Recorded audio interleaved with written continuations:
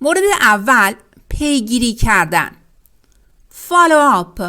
مثال او فردا درخواست شما رو پیگیری خواهد کرد. He'll follow up on your request tomorrow. He'll follow up on یا he will follow up on یعنی او پیگیری خواهد کرد یا پیگیری میکنه. دقت داشته باشیم به حرف اضافه آن بعد از این ساختار وقتی استفاده میشه که ما میخوام در مورد پیگیری یک مورد یا موضوع خاصی صحبت کنیم که اینجا هست he'll follow up on your request یعنی درخواست شما رو پیگیری خواهد کرد tomorrow فردا. من همیشه پیگیر مصاحبه شغلیم هستم. I always follow up on my job interview. I always من همیشه follow up on یعنی پیگیری میکنم، پیگیر هستم. باز هم اینجا حرف اضافه on بعدش قرار گرفته. Follow up on my job interview پیگیر مصاحبه شغلیم هستم. کلمه interview یا interview به معنی مصاحبه هست.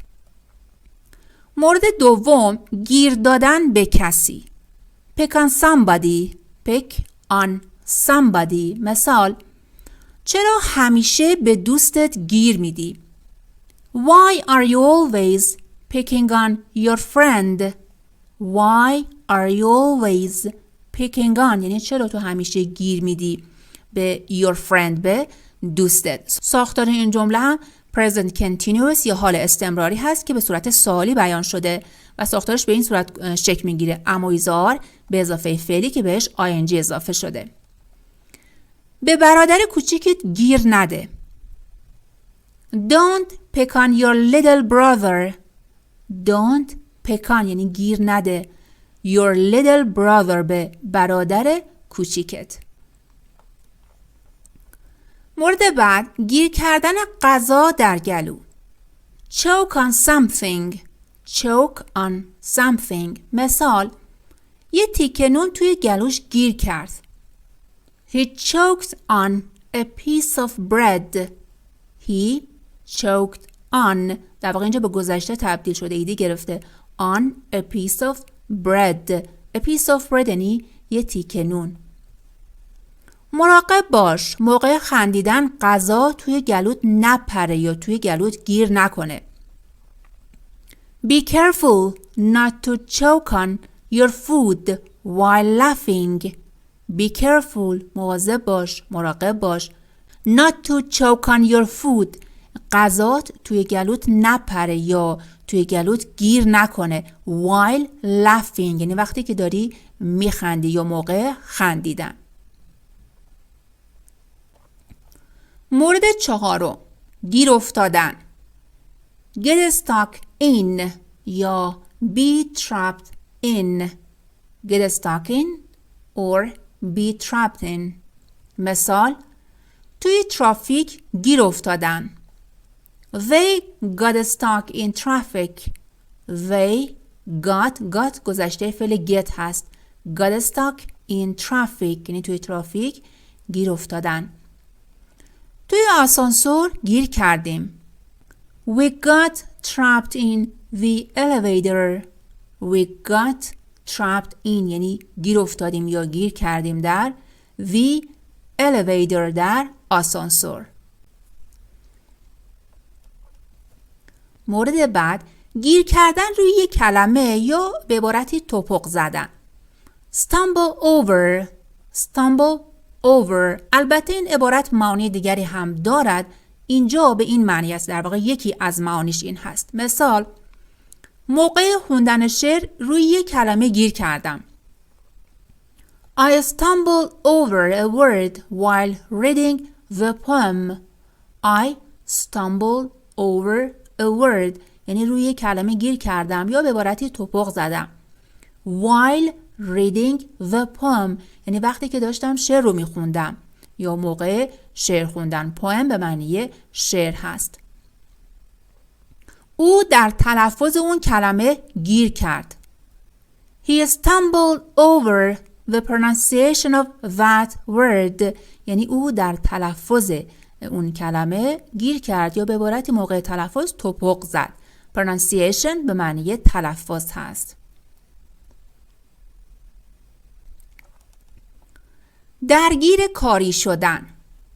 Be involved in something یا get caught up in something که هر دو مورد به معنی درگیر یا مشغول کاری شدن هست. مثال: این روزا درگیر امتحاناتم هستم.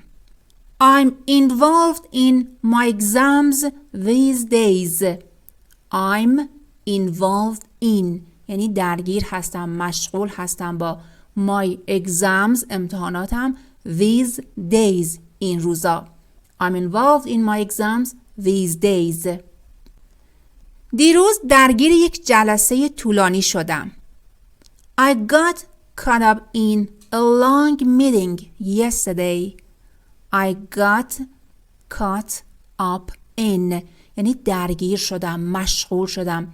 I got caught up in a long meeting یا meeting یک جلسه طولانی yesterday دیروز. دلگیر در مورد هوا یا فضای جایی. gloomy یا dreary. امروز هوا خیلی دلگیره. The weather به معنی هوا هست. The weather is very gloomy today. هوا امروز خیلی دلگیره. این اتاق خیلی دلگیر به نظر میرسه. باید عوضش کنیم.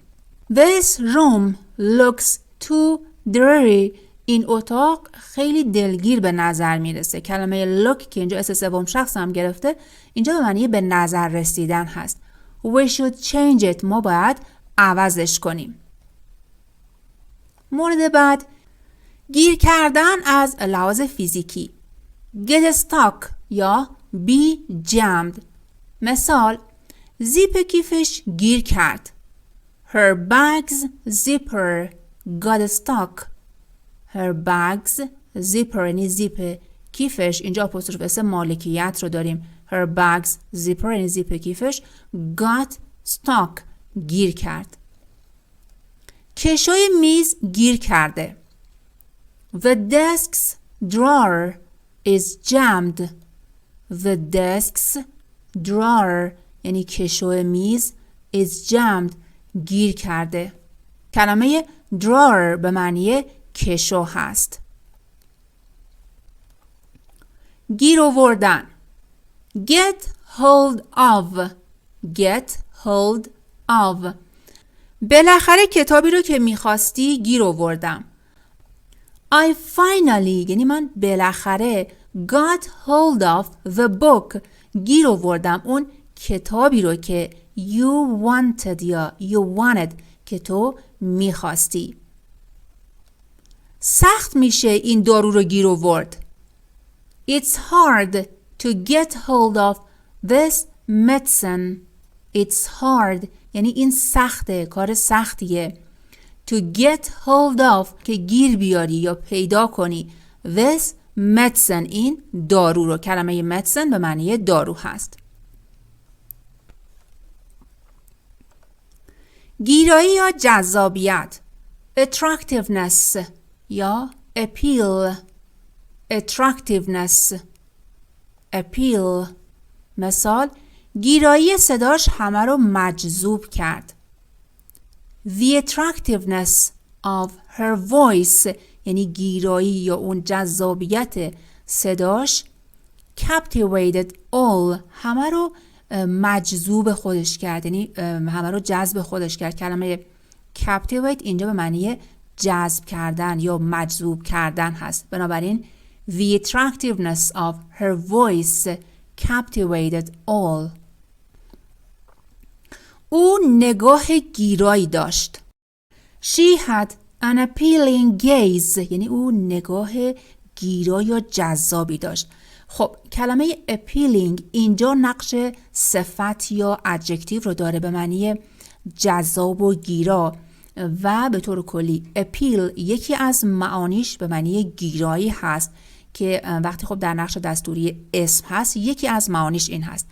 البته اینجا ما فرم صفت رو استفاده کردیم appealing و کلمه gaze هم به معنی نگاه خیره هست. بنابراین she had an appealing gaze یعنی اون نگاه گیرا یا جذابی داشت. گرفتار شدن یا گیر افتادن. get into trouble. get into trouble. اونا توی یک دردسر بزرگ گیر کردن یا گرفتار شدن. They got into big trouble. They got into big trouble. او گرفتار مشکلات مالی شد. He got into financial trouble. He got into financial. خب کلمه financial به معنی مالی هست اینجا. He got into financial trouble. یعنی او گرفتار مشکلات مالی شد یا در مشکلات مالی گیر کرد. گیر آوردن کسی. catch someone. اگر که گیرت بیارم پشیمون میشی یا به عبارتی حالتو میگیرم. If I catch you یعنی اگر که بگیرمت یا گیرت بیارم you will regret it یعنی تو پشیمون خواهی شد، پشیمون میشی یا به عبارتی من حالتو میگیرم، اذیتت میکنم. خب ساختار این جمله در واقع یک جمله شرطی است، شرطی نوع اول که در قسمت جمله شرط ما فعل رو به صورت ساده داریم و در جمله نتیجه شرط اینجا will رو داریم به اضافه فرم ساده فعل. اونا مجرم رو توی خونش گیر آوردند. They caught the criminal in his home. They caught گذشته فعل catch هست به معنی گرفتن یا گیر آوردن. اینجا به این معنی هست. They caught the criminal. criminal به معنی مجرم هست. In his home در خونش.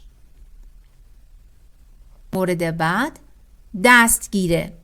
handle. مثال دستگیره در شکسته. The door handle is broken. The door handle. کلمه handle اینجا نقش اسم یا نام رو داره که اینجا در واقع یکی از معانیش یعنی دستگیره. is broken یعنی شکسته. دستگیره چمدونم کنده شده یا از جا در اومده. My suitcase handle دستگیره چمدونم came off از جا بیرون اومده یا به نوعی کنده شده. خب came گذشته فعل come هست و عبارت come off به طور کلی چند معنی مختلف داره، اما خب یکی از معانیش یعنی از جا بیرون اومدن، چیزی کنده شدن، در واقع اینجا به این معنی هست. بنابراین my suitcase handle came off. به سختی و زحمت چیزی رو گیر آوردن. manage to find. مثال او به سختی تونست در این شهر غذای ایرانی گیر بیاره. He managed to find Persian food in this city. He managed to find یعنی او به سختی و زحمت تونست این کار رو انجام بده، یعنی گیر بیاره یا پیدا کنه Persian food غذای ایرانی in this city در این شهر. بالاخره تونستیم اون داروی کمیاب رو به زحمت گیر بیاریم. We finally managed to find یعنی ما بالاخره یا آخرش تونستیم با زور و زحمت یا به سختی گیر بیاریم یا پیدا کنیم that rare medicine اون داروی کمیاب رو. کلمه rare اینجا به معنی نادر یا کمیاب هست و بنابراین we finally managed to find that rare medicine. گیر دادن به جزئیات ریز و بی اهمیت. nitpick. مثال رئیس خیلی به جزئیات گیر میده. The boss nitpicks about details. The boss یعنی رئیس nitpicks. خب nitpick اینجا در واقع اسم سوم شخص گرفته. nitpicks about details یعنی در مورد جزئیات خیلی گیر میده و about هم یکی از حرف اضافه هایی هست که بعد از این کلمه قرار میگیره. استادم به نکات ریز و جزئی گیر داد. My professor استادم nitpicked over tiny details به نکات خیلی ریز و جزئی یا به جزئیات گیر داد. خب nitpick اینجا ایدی گرفته به گذشته تبدیل شده و بعدش هم حرف اضافه over رو داریم. در قسمت بالا ما about رو داشتیم اما اینجا over رو داریم. در واقع هر دو حرف اضافه صحیح هستن بعد از این کلمه و tiny هم به معنی کوچیک یا ریز و جزئی هست. tiny details یعنی اون جزئیات خیلی ریز، جزئیات بی اهمیت به نوعی. گیر دادن اینترنت یا تلفن یا به عبارتی بازی در آوردن و خوب کار نکردن. act up یا malfunction. مثال: امروز اینترنت داره خیلی گیر میکنه یا به عبارتی بازی در میاره، خوب کار نمیکنه. The internet is acting up today. The internet یا اینترنت، یعنی اینترنت is acting up today یعنی امروز داره خیلی گیر میکنه یا به نوعی خوب کار نمیکنه، بازی در میاره. تلفنم مدام گیر میده یا خوب کار نمیکنه. My phone keeps malfunctioning. My phone تلفنم keeps malfunctioning. خب کلمه malfunction اینجا به معنی عیب و نقص فنی داشتن، خوب کار نکردن، به درستی عمل نکردن یا به نوعی گیر کردن به این معنی هست. و کلمه keep به تنهایی چندین معنی مختلف داره که اینجا اسم سوم شخص هم گرفته، اما ساختار keep به اضافه یک فعلی که بهش ing اضافه شده یا یک gerund یعنی ادامه دادن یک کار، مدام کاری رو انجام دادن به این معنی است. و اینجا my phone keeps malfunctioning یعنی تلفنم مدام یا مرتباً گیر میکنه یا خوب کار نمیکنه. گیر افتادن در بین یا در وسطه. be یا get caught in the middle. مثال: بین دعوای دوستان گیر افتادم. I got caught in the middle of my friend's fight. I got caught in the middle یعنی من گیر افتادم در بین، در وسط of my friend's fight دعوای دوستان. وسط بحث خانوادگی گیر کردم. I was caught in the middle of یعنی گیر افتادم یا گیر کردم در بین، در وسط of a family argument یک مشاجره یا بحث خانوادگی. کلمه argument به معنی بحث و مشاجره هست. گیر کردن در گذشته. Be stuck in the past. بعضی ها در گذشته یا توی گذشته گیر می کنند. Some people get stuck in the past. Some people یعنی بعضی افراد، بعضی مردم get stuck in the past در گذشته یا توی گذشته گیر می کنند. او هنوز توی خاطرات قدیم گیر کرده. He's still stuck in old memories. He's still یعنی او هنوز stuck in old memories در خاطرات قدیمی گیر کرده. کلمه memory هم اینجا به معنی خاطره است که اسم جمع هم گرفته به معنی خاطرات. گیر آوردن جای پارک. Find parking. مثال: اینجا سخت میشه جای پارک گیر آورد. It's hard to find parking here. It's hard to find parking here. بالاخره یه جای پارک خوب گیر آوردم. I finally found a good parking spot. I finally بالاخره آخرش found گذشته فعل find هست به معنی پیدا کردن، گیر آوردن. Found a good parking spot یه جای پارک خوب و parking spot اینجا به معنی جای پارک هست. دستگیر کردن. Arrest. مثال: پلیس دزد رو دستگیر کرد. The police arrested the thief. پلیس دستگیر کرد دزد رو. کلمه thief به معنی دزد هست. هفته گذشته چندین نفر دستگیر شدند. Several people were arrested last week.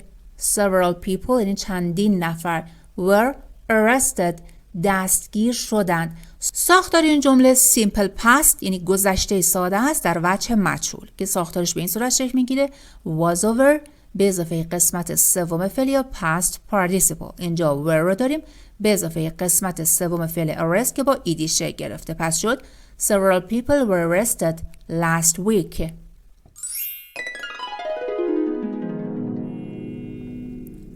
مورد اول باز کردن در و پنجره، کتاب، فروشگاه یا ایمیل. open در واقع این یک کلمه عمومی هست که اکثرا هم بلد هستند. او کتاب رو باز کرد و شروع به خوندن کرد. She opened the book and started reading. She opened یعنی او باز کرد the book کتاب رو. اینجا ایده گرفته به گذشته تبدیل شده. And started reading و شروع به خوندن کرد. این فروشگاه معمولا ساعت 9 صبح باز میشه یا باز میکنه. This shop usually opens at 9 a.m. This shop این فروشگاه usually opens معمولا باز میشه. خب کلمه open اینجا اسم سوم شخص گرفته. At 9 a.m. در ساعت 9 صبح. خب اگر به جای am اینجا pm بود میشد 9 شب و به طور کلی هم از لحاظ بازه زمانی از 12 شب تا 12 ظهر am محسوب میشه و از 12 ظهر تا 12 شب pm محسوب میشه. مورد بعد باز کردن گره، بند کفش، طناب یا روبان. untie و دقت هم داشته باشیم که استرس کلمه روی حرف تی هست، یعنی این حرف با شدت بیشتری تلفظ میشه به این صورت untie. مثال او طنابا و روبانها رو باز کرد. He untied the ropes and ribbons. He untied یعنی او باز کرد. خب اینجا ایده گرفته به گذشته تبدیل شده. The ropes طناب ها رو، کلمه rope به معنی طناب هست که اسم جمع گرفته and ribbons و روبان ها رو و کلمه ribbon هم به معنی روبان هست که باز هم اینجا اسم جمع گرفته. مثال بعد بند کفشا رو باز کرد و کفشاش رو در آورد. She untied the shoelaces and took off her shoes. She untied یعنی او باز کرد the shoelaces بند کفش ها رو. کلمه shoelace به معنی بند کفش هست که اینجا اسم جمع گرفته. And took off و در آورد her shoes کفشاشو. خب توک گذشته فعل تک هست و به طور کلی take off یک فریزال ورب یا فعل ترکیبی هست که یکی از معانیش یعنی در آوردن کفش یا لباس که خب در واقع اینجا هم به همین معنی هست. دوباره میخونیم She untied the shoelaces and took off her shoes. مورد سوم باز کردن قفل یا رمز در یا گوشی و یا حساب کاربری. unlock باز هم استرس کلمه روی حرف ال هست اینجا، یعنی با شدت بیشتری تلفظ میشه unlock. مثال او نمیتونه رمز گوشیش رو باز کنه. He can't unlock his phone. He can't unlock یعنی او نمیتونه باز کنه رمز his phone گوشیش رو. مثال بعد اونا بالاخره قفل در رو باز کردن. They finally unlocked the door. They finally یعنی اونا بالاخره unlocked the door قفل در رو باز کردن. مورد بعد باز کردن بسته، چمدون، وسایل، جعبه یا بار. unpack مثال او چمدونش رو پس از سفر یا بعد از سفر باز کرد. She unpacked her suitcase after the trip. She unpacked یعنی او باز کرد، اینجا ایده گرفته به گذشته تبدیل شده، باز کرد her suitcase چمدونش رو. خب کلمه suitcase اینجا به معنی چمدان هست. after the trip بعد از سفر. مثال بعد لطفاً کمکم کن این جعبه ها رو باز کنم. Help me unpack these boxes please. Help me unpack یعنی بهم کمک کن که باز کنم these boxes please این جعبه ها رو لطفاً. مورد بعد باز کردن هدیه، کادو یا بسته بندی. unwrap دقت داشته باشیم که حرف W در این کلمه تلفظ نمیشه، سایلنت هست و فقط نوشته میشه، بنابراین به این صورت تلفظش هست unwrap. مثال بچه ها با خوشحالی هدیه های تولدشون رو باز کردن. The kids happily unwrapped their birthday gifts. The kids بچه ها happily با خوشحالی با شادی unwrapped باز کردن their birthday gifts اون کادوها یا هدیه های تولدشون رو. اینجا هم در واقع ایدی گرفته این کلمه و به گذشته تبدیل شده، جز افعال بی‌قاعده است که به این صورت به گذشته تبدیل شده. او در حین اینکه هدیه زیبا رو باز می‌کرد لبخند زد. She smiled. او لبخند زد. کلمه smile به معنی لبخند زدن هست که اینجا با ایدی به گذشته تبدیل شده. As she was unwrapping همونطور که یا در حین اینکه یا در حالی که داشت باز می‌کرد the beautiful present هدیه زیبا رو.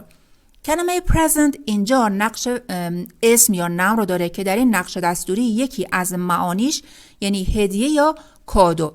البته که این کلمه نقش دستوری های مختلف و معانی متفاوتی هم داره، اما اینجا به این معنی هست و زمان این جمله past continuous یا گذشته استمراری هست که کلاً به این صورت شکل میگیره was و were به اضافه فعلی که بهش ing اضافه شده که اینجا was رو داریم و در واقع فعل unwrap که بهش ing اضافه شده. دوباره میخونیم She smiled as she was unwrapping the beautiful present. باز کردن دکمه. unbutton. او دکمه پالتوش رو باز کرد چون خیلی گرم بود. She unbuttoned her coat. یعنی او دکمه کوت یا پالتوش رو باز کرد. اینجا ایدی گرفته و به گذشته تبدیل شده. Because چون که it was too warm چون که خیلی گرم بود. مثال بعد او دکمه بالای پیراهنش رو باز کرد. He unbuttoned the top button of his shirt. He unbuttoned یعنی او باز کرد the top button دکمه بالای of his shirt پیراهنش را. کلمه button به معنی دکمه هست و the top button به معنی دکمه بالا. باز کردن زیپ کیف یا لباس، فایل فشرده یا به نوعی فایل زیپ شده. unzip. مثال او زیپ کیفش رو باز کرد و کتاب رو در آورد. He unzipped his bag. زیپ کیفش رو باز کرد and took out the book و کتاب رو در آورد. took هم که گذشته فعل take است، قبلا هم داشتیم و به طور کلی take out به عنوان یک فریزال ورب فعل ترکیبی اینجا به معنی بیرون آوردن هست و اینجا داریم took out یعنی بیرون آورد. یک بار دیگه میخونیم He unzipped his bag and took out the book. باید قبل از استفاده فایل رو از حالت فشرده خارج کنید یا به نوعی بازش کنید. You must unzip the file. شما باید اون فایل رو از حالت فشرده یا حالت زیپ شده خارج کنید یا به نوعی بازش کنید. Before using it. قبل از اینکه ازش استفاده کنید. باز کردن پیچ. unscrew. کلمه screw به تنهایی به معنی پیچ یا با پیچ بستن هست که اینجا در واقع است unscrew یعنی باز کردن پیچ. مثال درب شیشه رو با باز کردن پیچ باز کردم. I unscrewed the lid of the jar یعنی در شیشه رو با پیچوندن باز کردم. خب کلمه lid اینجا به معنی در شیشه هست و جار هم به معنی شیشه. در واقع اینجا منظور شیشه هایی مثل شیشه مربا هست. در واقع به اون مدل شیشه ها جار گفته میشه. دوباره میخونیم I unscrewed the lid of the jar. پشت کنترل رو با پیچ گوشتی باز کردم. I unscrewed the back of the remote. یعنی من باز کردم قسمت پشتی کنترل رو with a screwdriver با یک پیچ گوشتی. کلمه screwdriver به معنی پیچ گوشتی هست. باز کردن مهر و موم یا پاکت نامه، پلمپ یا یک بسته قانونی. unseal unseal مثال پاکت مهر و موم شده رو باز کردند. They unsealed the envelope. They unsealed. اونا باز کردند. خب اینجا منظور هست که چیزی که در واقع مهر و موم شده بوده. The envelope. پاکت نامه رو. کلمه envelope به معنی پاکت نامه هست. پس اونا اون پاکت نامه‌ای که مهر و موم شده بود رو باز کردند. دادگاه اسناد محرمانه رو باز کرد. The court unsealed the documents. The court دادگاه unsealed باز کرد the documents اون اسناد رو. کلمه documents اینجا به معنی اسناد هست. پس گفته شده که دادگاه اون اسناد محرمانه رو که خب مهر و موم هم شده بودن باز کرد. باز کردن اتصال، گیره یا انواع کمربند، مثلا کمربند صندلی. unfasten unfasten. دقت داشته باشیم که حرف T در این کلمه تلفظ نمیشه، سایلنت است و فقط نوشته میشه. بنابراین unfasten به این صورت تلفظ میشه. مثال بعد از فرود کمربندتون رو باز کنید. unfasten your seatbelt after landing. unfasten باز کنید your seatbelt کمربندتون رو، در واقع اون کمربند ایمنی صندلی رو به نوعی after landing بعد از فرود یا بعد از به زمین نشستن هواپیما. خب landing اینجا به معنی فرود هواپیما هست. او گردنبند رو باز کرد و روی میز گذاشت. She unfastened the necklace. او گردنبند رو باز کرد. کلمه necklace به معنی گردنبند هست. and place it on the table و روی میز گذاشت یا روی میز قرارش داد. کلمه place اینجا نقش فعل یا verb داره به معنی در جای قرار دادن یا در جای گذاشتن. دوباره میخونیم She unfastened the necklace and placed it on the table. باز کردن چیزی که تا شده، مثل نقشه، کاغذ یا صندلی تاشو. unfold unfold مثال او نامه رو به آرومی باز کرد. She unfolded the letter slowly. She unfolded او باز کرد the letter نامه رو slowly به آرومی، به کندی. خب اینجا در واقع منظور اون کاغذ نامه هست که تا شده بوده که گفته شده she unfolded the letter. مثال بعد صندلی رو باز کنید و بشینید. Unfold the chair and sit down. Unfold the chair یعنی اون صندلی که تاشو هست رو باز کنید، یعنی تای اون صندلی رو باز کنید. and sit down و بنشینید. باز کردن رول، فرش و قالی، تومار یا تاق پارچه. unroll unroll اونا قالی رو باز کردند. They unrolled the carpet. They unrolled یعنی اونا باز کردن the carpet اون قالی یا فرش رو. بانداژ یا باند زخم رو با دقت باز کنید. Unroll the bandage carefully. Unroll the bandage یعنی باز کنید اون بانداژ یا باند زخم رو، در واقع باندی که دور زخم پیچیده شده رو carefully با دقت.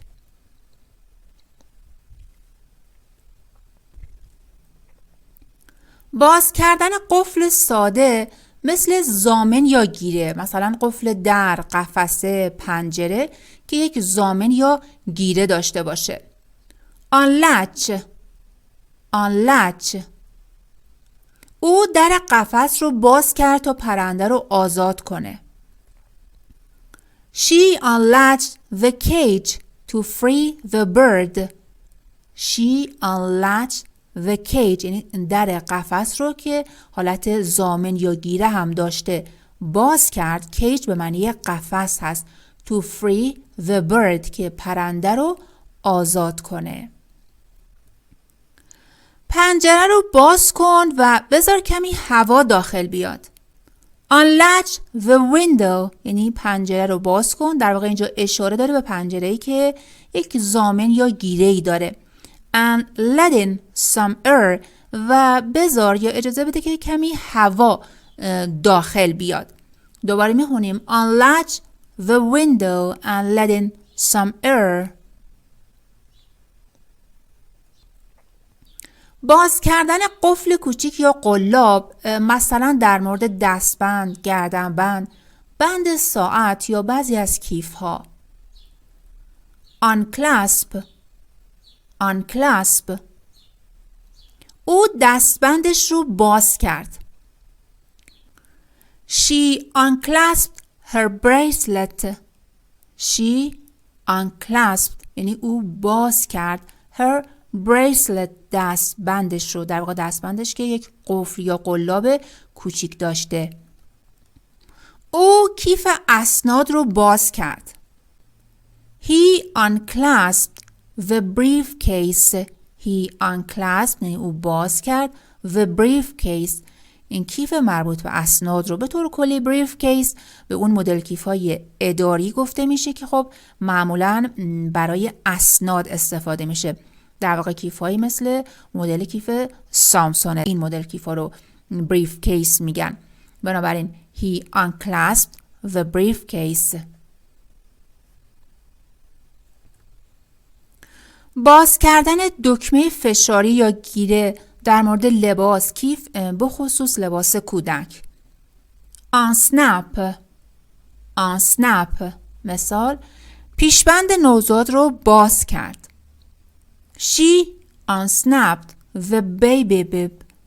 she unsnapped یعنی او باز کرد. اینجا منظور اون دکمه فشاری یا اون گیره هست به نوعی. the baby bib اون پیشبند نوزاد رو. کیسه یا کیف کوچیک رو باز کرد. he unsnapped the small pouch. he unsnapped او باز کرد the small pouch کیسه کوچیک رو. کلمه pouch به معنی کیسه هست یا بعضی از کیف‌های خیلی کوچیک که اینجا منظور باز کردن اون دکمه فشاری یا گیره مخصوص اون هست.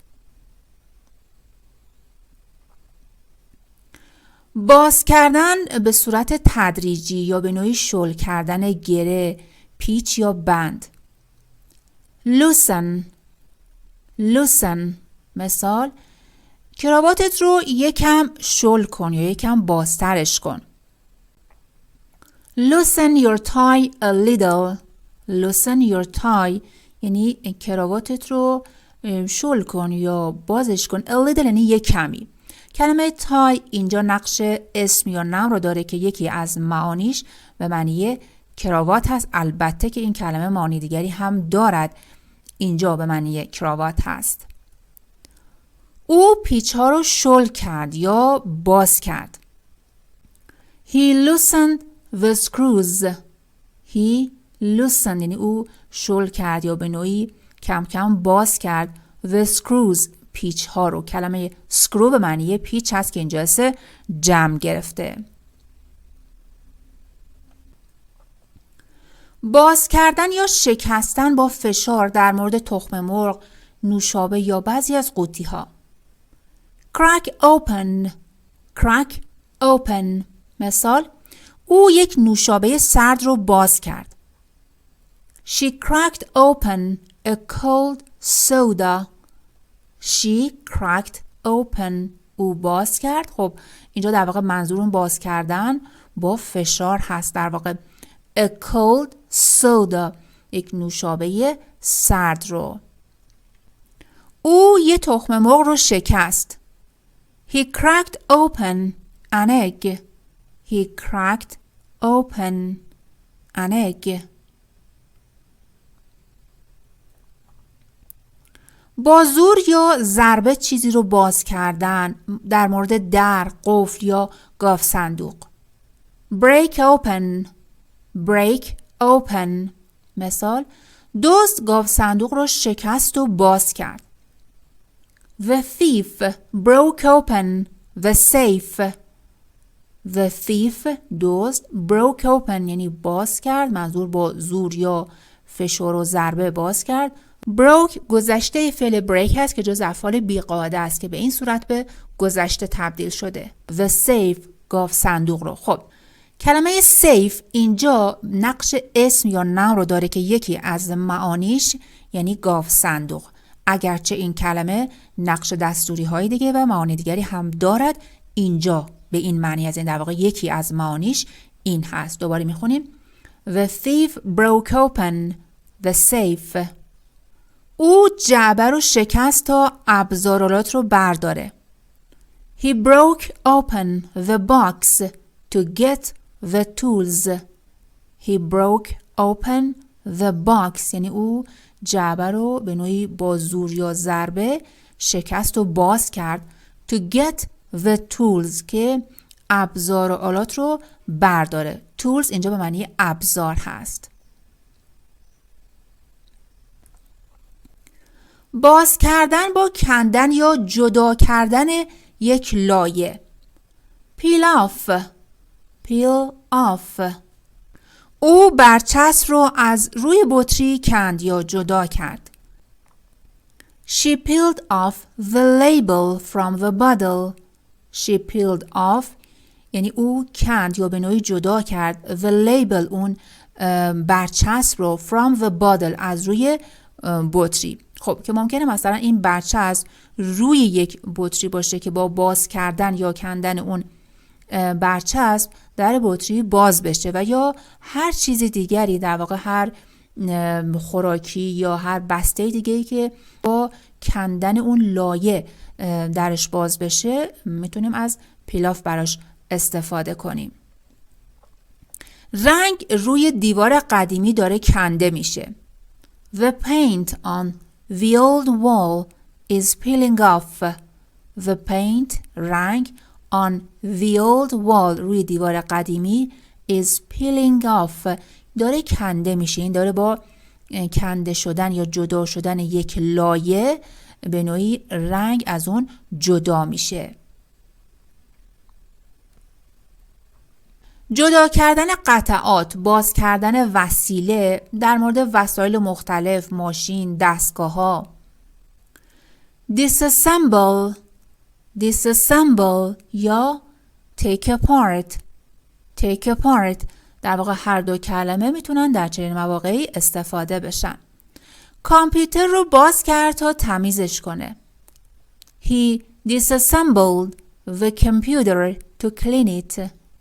He disassembled یعنی قطعات کامپیوتر رو باز کرد برای اینکه تمیزش کنه.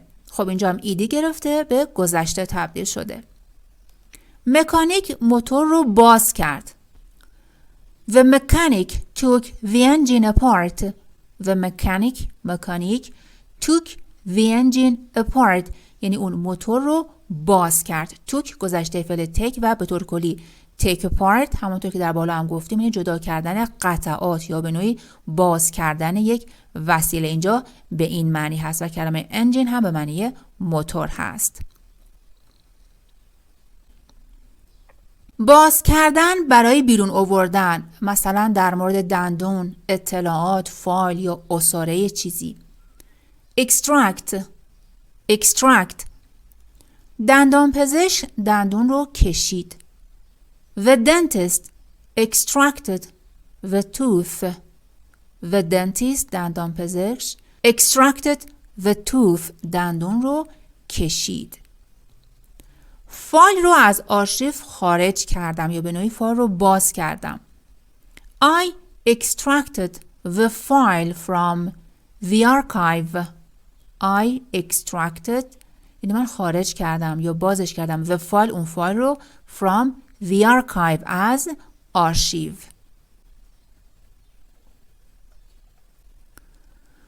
جدا کردن یا باز کردن قطعه یا بخش در مورد ماشینالات، قطعات یا ساختمون ها. detach. باتری رو از گوشی باز کرد. He detached the battery from the phone. He detached the battery یعنی او باز کرد باتری رو from the phone از گوشی. پنل یا صفحه میتونه برای تمیز کردن راحت باز بشه. The panel can be detached for easy cleaning.